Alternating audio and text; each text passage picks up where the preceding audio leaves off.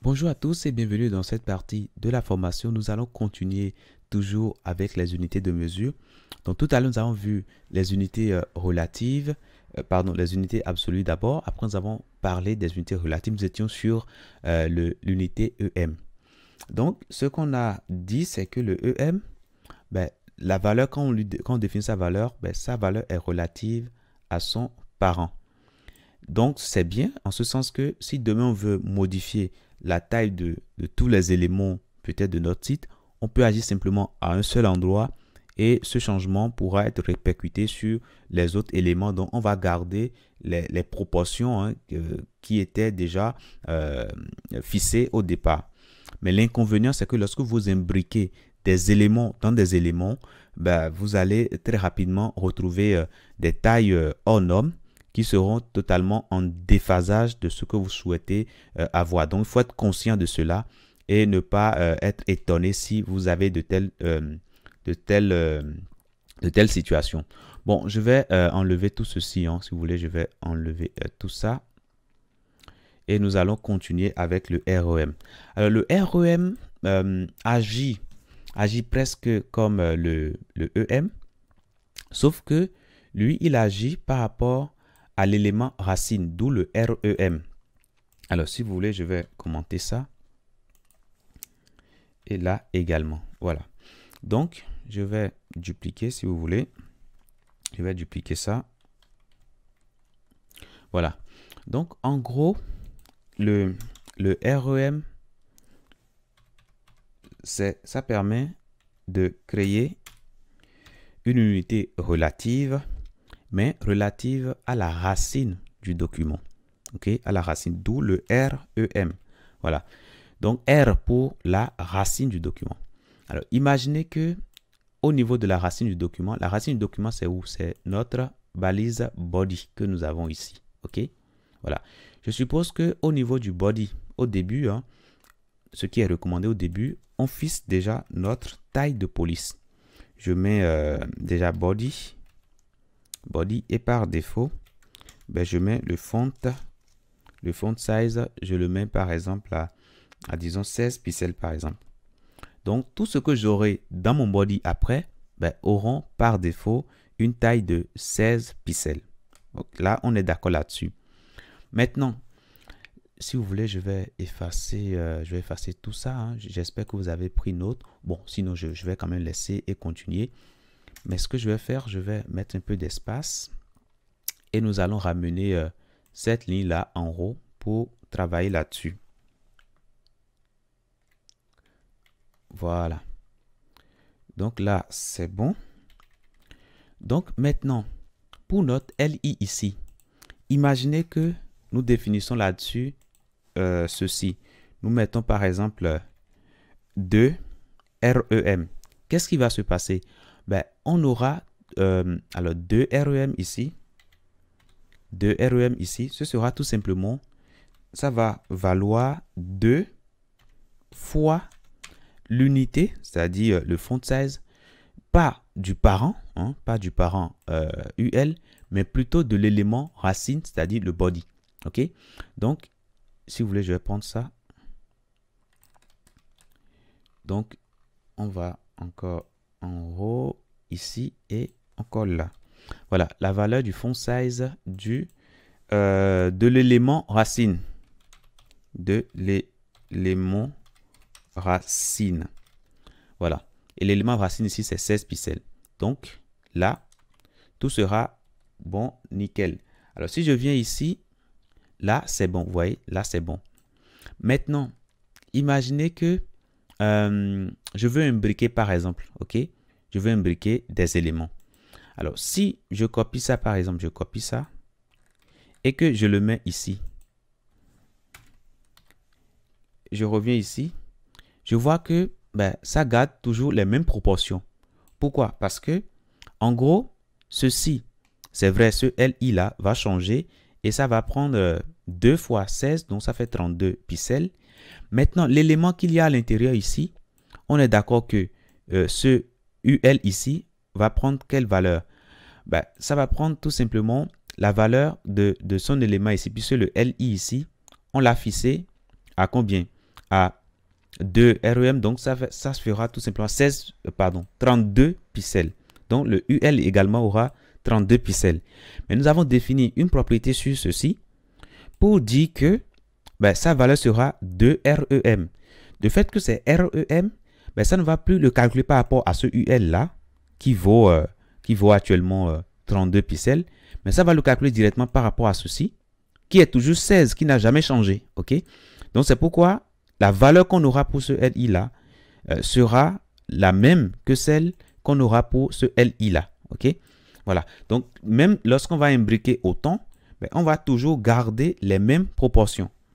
Donc si j'imbrique là également, je reviens là, vous allez voir qu'on a gardé les mêmes proportions pour les LI. Donc voilà pour la nuance. Bon, très souvent, on utilise plutôt le REM au lieu de EM pour les raisons que je vous ai évoquées tout à l'heure. Ok? Les difficultés qu'on rencontre lorsqu'on fait des imbrications. Et l'avantage que cela a, c'est que vous pouvez définir, c'est-à-dire toutes les unités, hein, vous pouvez définir toutes les tailles en fonction de l'élément racine. Ce qui veut dire que si un jour donné, vous venez et vous changez simplement la valeur ici, vous aurez tout votre site qui va changer dans la même proportion. C'est-à-dire tous les éléments, soit ils vont se réduire dans la même proportion, ou bien soit ils vont s'agrandir dans la même proportion. Si vous faites le choix d'agrandir ici le 16 ici, ok, l'élément racine, la valeur assignée à l'élément racine. Donc, si nous changeons ici, on peut essayer rapidement. Si on change ici, systématiquement, tout doit changer. Tout doit changer. Et là, on sent directement le changement. Maintenant, nous allons continuer encore sur les autres notions. Maintenant, je vais vous parler des unités relatives au viewport. Alors, ces unités permettent tout simplement d'adapter la taille d'un élément par rapport à la taille de la fenêtre du navigateur utilisée pour consulter le site web. Puisque aujourd'hui, quand vous créez un site web, vous aurez des utilisateurs qui viendront avec leur téléphone, d'autres avec leur tablette, d'autres avec leur ordinateur portatif, d'autres avec leur ordinateur de bureau, en quelque sorte. Donc, ils ne viennent pas de façon uniforme à partir d'un seul média, mais ils viennent à partir des médias divers.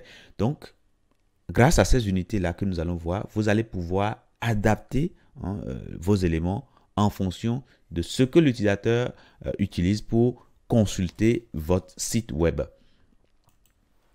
Alors, voyons ça rapidement sur un exemple. Alors, tout à l'heure, je vous avais parlé des unités absolues et on avait même utilisé cette unité-là sur l'élément P. On avait dit qu'on allait mettre le width à 500 pixels. Ce qui s'était passé, c'était que, bon, là, c'est bon, ça arrive à bien s'ajuster. Mais lorsqu'on se retrouve sur des médias de taille, de largeur, pardon, plus petite que 500 pixels, il y a une partie du test qui est cachée, qu'on ne voit plus. Ce qui était quand même un peu désagréable et ça peut amener nos utilisateurs à ne pas mieux se retrouver sur notre site, notamment lorsqu'ils ne sont pas assez doués en informatique. On avait dit que c'était quelque chose qu'il faut pas faire. Donc, avec les unités relatives, vous pouvez dire, écoute, je vais définir une largeur, mais cette largeur ne sera plus absolue, mais ça va dépendre du média que l'utilisateur ramène pour visiter mon site. Donc, pour cela, on utilise ici les unités relatives au viewport. Alors, ces unités marchent uniquement. Alors, ici, dans votre document HTML, il faudra préciser une balise ici. OK? Donc, meta name viewport et il faudra mettre ce contenu-là. OK? Voilà. Je reviendrai après sur l'explication lorsqu'on sera sur le développement responsive. OK? Mais là, actuellement, je ne trouve pas utile de vous bombarder de ces notions-là. Mais ce qui est important, cette ligne-là, si votre éditeur vous l'a déjà générée, c'est parfait. Sinon, il faut l'ajouter tout simplement. OK? Voilà. Alors, à partir du moment que vous avez ceci, en quelque sorte, votre document web saura mesurer la taille des viewports, des médias utilisés pour construire votre site. Et là, votre style que vous allez créer ici va bien marcher. Alors, imaginez que nous mettons par exemple un V. Alors, ici, on est en train de définir la largeur, le width. Donc, comme ça commence par W, donc on dira tout simplement viewport weight. Voilà, vous voyez, c'est comme ça qu'il faut retenir les choses. Maintenant, qu'est-ce que ceci signifie? Ben, ça signifie tout simplement que en gros, on veut donner à la largeur, on veut prendre une largeur de 1%, 1% de la largeur de la fenêtre utilisée pour consulter. Alors 1%, vous imaginez, c'est très peu. Hein, lorsqu'on vient ici, vous voyez, voilà, c'est très peu, les 1%. Mais on peut dire, ben, on va prendre plutôt, je sais pas, disons 85% par exemple, ok? 85% de la largeur du viewport. Et ce faisant, lorsqu'on vient ici, qu'est-ce qu'on voit? Ben, on voit que le contenu s'adapte à la taille de notre écran. Ok? Alors, on va l'agrandir un tout petit peu. Et là, vous voyez, là, on occupe chaque fois 85%. 85% à chaque fois, vous voyez? Donc, ça s'adapte bien. Alors, on peut aller plus loin pour dire, ben, voilà, on va prendre, disons, 100%. Hein, pourquoi pas? Mettons 100%. Et là, lorsque je viens ici, ben, on voit que ben, ça s'aligne bien. Sauf que nous avons encore là-bas ici. Alors pourquoi? C'est parce que par défaut, il y a des marges qui sont ajoutées dans le body. Donc ce qui fait que nous avons dit 100%, mais en réalité, on se trouve un peu en dessus des 100% puisqu'il y a déjà des marges par défaut. Je reviendrai sur cette notion-là lorsqu'on sera sur les propriétés. Hein, lorsqu'on sera sur les propriétés, calmement, je vais vous dire tout ça. Ne vous inquiétez pas.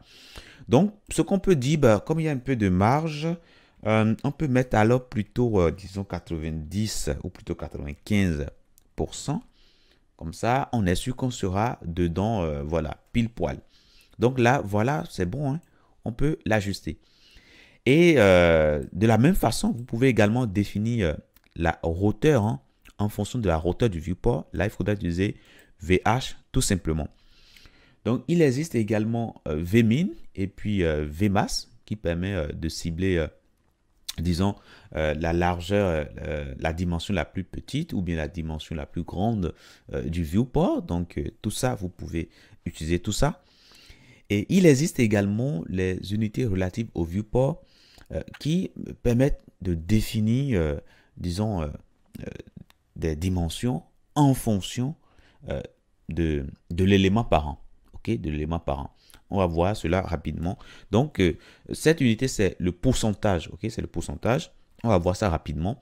Alors, ici, nous avons une balise P ici. Hein. Alors, si vous voulez, je vais commenter ça puisqu'on n'en a plus besoin pour l'instant. On a une balise P. Alors, je suppose que le body, alors revenons d'abord ici au niveau du code, je vais vous montrer quelque chose. Alors, le P ici, nous voulons lui donner une unité relative. Et cette unité-là, nous voulons utiliser le pourcentage. On veut utiliser ça sur le P.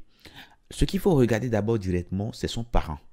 Le parent du P. Le parent du P, c'est quoi? C'est la balise body. Puisqu'on a parlé de parents et de fils, hein, on a parlé de ça lorsqu'on était sur la partie DOM. OK?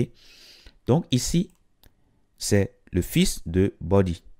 Donc ce qui veut dire que lorsqu'on va définir des valeurs relatives en pourcentage sur le P, ben, ça veut dire tout simplement que ben, ce sera relative à la largeur du body. OK? Alors je suppose que ce P là, au lieu de se trouver comme ça, ben, ça se trouve dans section. Section. Dans une balise section qui a pour, disons, qui a pour, bon là c'est bon, on va pas lui donner de classe, et puis on peut lui donner, voilà, contenu du site. Voilà, tout simplement, je fais ça. Et puis l'élément P, bah, je tire ça, hein, je le ramène dedans, c'est parfait. Maintenant, je suppose que je veux maintenant définir une valeur relative en pourcentage sur le P. Ça veut dire que le P va prendre quoi? Il va prendre une dimension en fonction relativement à cet élément section-là. OK? Puisque désormais, ce P est le fils de section. Voilà. Maintenant, commençons tout de suite. Alors, prenons par exemple ici section. Alors, si vous voulez, je viens là, je prends section par exemple. Et je lui donne par exemple, je lui donne quoi? Je lui donne un width de combien? Disons 600 pixels par exemple. Je fais ça par exemple. Qu'est-ce qui va se passer? Bah, je viens ici au niveau de mon navigateur, bon, on va agrandir tout ça. Donc, la partie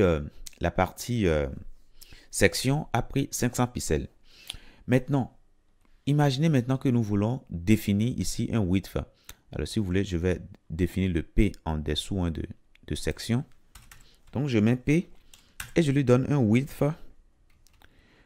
de 100%. Qu'est-ce qui va se passer? Ben, ça va occuper 100% de la partie section. La preuve, on n'a pas de changement. OK? Par contre, si on dit maintenant qu'on veut prendre, disons, 50%, ben, ça va prendre tout simplement la moitié de la taille de son parent. Et là, on voit qu'il y a un changement drastique. Maintenant, le fait de le définir ainsi, si demain, on change ici, c'est désormais 1200, qu'est-ce qui va se passer? Ben, le contenu également va prendre la moitié des 1200. Voilà, tout simplement. Donc, voilà pour ces unités. Une fois encore, j'ai sélectionné les unités qui sont les plus utilisées. Donc, dans les projets, on ira plus loin. On va voir vraiment des cas d'utilisation pratique de ces unités-là. Ne vous inquiétez pas. Je vous dis merci et à tout de suite.